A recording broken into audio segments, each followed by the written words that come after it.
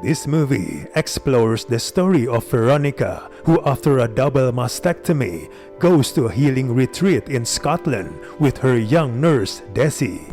She discovers that the process of such surgery opens up questions about her very existence, leading her to start to question and confront past traumas.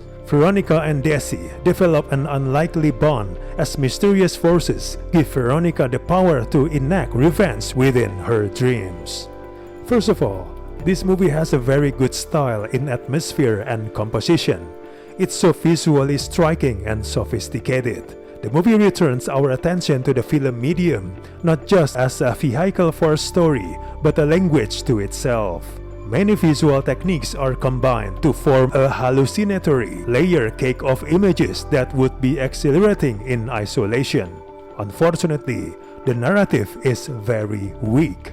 It's underbaked compared to the overcooked visuals. The movie attempts to flip the power dynamics of horror by expecting us to identify with Veronica in her alliance with the witches and to relish in their vengeance. The plot itself does get somewhat repetitive once it lands on its ultimate purpose. It's a meandering and confusing horror film that teases cool concepts but is either too self-assured or too conceited to actually explore them. The movie cannot decide if it's horror or comedy, nor does it strike the balance that would harmoniously hybridize them. Their function as comedic relief is to underbake, not to feel extraneous. The comedy is often at odds with the rest of the film, which is rife with characters who feel pulled from an entirely different movies.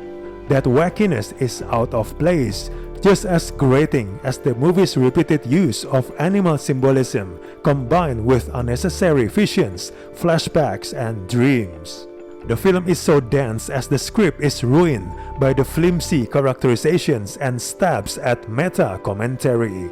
The movie takes predictable turns at one point as it doesn't have any sense of frights or scares. Alice Krige, who plays Veronica, is really good, but she can only pull the film along through sheer force of will for so long. The movie eventually reaches its too neat ending that deviates widely from the film's tone. In the end, this movie doesn't give any satisfaction at all. You feel like watching an unfinished movie as too many answers avoided and too many possibilities unanswered. Overall, this movie offers something good in terms of visual, but really lacking in terms of the narrative. It's not really worth your time to watch this in theaters. Just wait on your streaming service.